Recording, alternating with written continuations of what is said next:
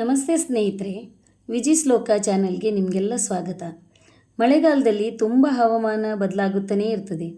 ಶೀತ ಕೆಮ್ಮು ಸರ್ವೇ ಸಾಮಾನ್ಯ. ತುಂಬ ದಿನದವರೆಗೆ ಗುಣ ಆಗುವುದೇ ಇಲ್ಲ. ಇವತ್ತು ಮನೆಯಲ್ಲಿಯೇ ಸುಲಭವಾಗಿ ಸಿಗುವಂಥ ಸಾಮಗ್ರಿಗಳಿಂದ ಕಫಕ್ಕೆ ಮದ್ದು ತಯಾರು ಮಾಡೋಣ. ಈ ಮಾಹಿತಿ ನಿಮಗೆ ಉಪಯುಕ್ತವಾದಲ್ಲಿ ಲೈಕ್ ಮಾಡಿ ಹಾಗೂ ನನ್ನ ಚಾನಲನ್ನು ಸಬ್ಸ್ಕ್ರೈಬ್ ಮಾಡಿ. ಮುಖ್ಯವಾಗಿ ಬೇಕಾಗಿರೋದು ಅದ್ಭುತವಾದಂಥ ಶಕ್ತಿ ಹೊಂದಿರುವಂತಹ ವೀಳ್ಯದೆಲೆ.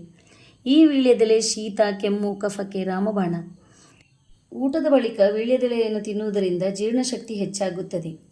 ಅತಿಯಾದರೆ ಅಮೃತವೂ ವಿಷ ಎಂಬಂತೆ ಹಿತವಾಗಿ ಬಳಸಿದಾಗ ಔಷಧಿ, ಅತಿಯಾದ ಸೇವನೆ ವಿಷ. ಈ ಎಲೆಯಲ್ಲಿ ಮೆದುಳು ಹಾಗೂ ನರಗಳಿಗೆ ಉಪಯುಕ್ತವಾಗುವಂತಹ ವಿಟಮಿನ್ B1 ಅಂದರೆ ಥೈಮಿನ್ ಮತ್ತು ವಿಟಮಿನ್ C ಹಾಗೂ ಆ್ಯಂಟಿಆಕ್ಸಿಡೆಂಟ್ಸ್ ಇರುವುದರಿಂದ ದೇಹದ ರೋಗ ನಿರೋಧಕ ಶಕ್ತಿಯನ್ನು ಹೆಚ್ಚಿಸುತ್ತದೆ.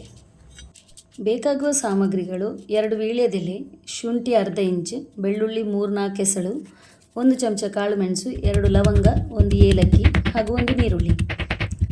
ಈ ಎಲ್ಲ ಸಾಮಗ್ರಿಗಳನ್ನು ಕುಟ್ಟಣಿಗೆಯಲ್ಲಿ ಕುಟ್ಟಬೇಕು. ಕುಟ್ಟಣಿಗೆ ಇಲ್ಲದಿದ್ದರೆ ಮಿಕ್ಸಿಯಲ್ಲಿ ಕೂಡ ಹಾಕಿ ಚಟ್ನಿ ತಯಾರು ಮಾಡ್ಬೋದು.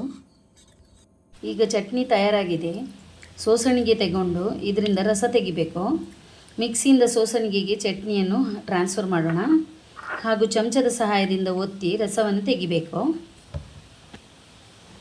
ಯಾವುದೇ ಒಂದು ಮದ್ದನ್ನು ಸಣ್ಣ ಮಕ್ಕಳಿಗೆ ಹಾಗೂ ಗರ್ಭಿಣಿಯರಿಗೆ ಕೊಡೋ ಮೊದಲು ವೈದ್ಯರ ಸಲಹೆ ಪಡೆಯುವುದು ಉತ್ತಮ.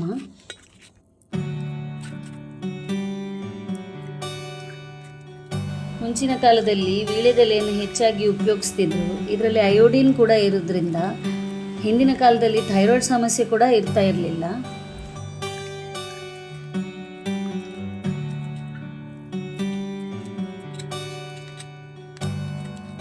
ನೋಡಿದ್ರಲ್ಲ ಸ್ನೇಹಿತರೆ, ಸುಲಭವಾಗಿ ಮನೆಯಲ್ಲಿಯೇ ಸಿಗುವ ಸಾಮಗ್ರಿಗಳಿಂದ ಹೇಗೆ ಕೆಮ್ಮಿಗೆ ಮದ್ದು ತಯಾರು ಮಾಡ್ಬೋದು ಅಂತ ಹೇಳಿ. ಇಷ್ಟವಾದಲ್ಲಿ ಲೈಕ್ ಮಾಡಿ ಹಾಗೂ ನನ್ನ ಚಾನಲನ್ನು ಸಬ್ಸ್ಕ್ರೈಬ್ ಮಾಡಿ ಹಾಗೂ ನನಗೆ ಸಪೋರ್ಟ್ ಮಾಡಿ. ಧನ್ಯವಾದಗಳು ಸ್ನೇಹಿತರೆ.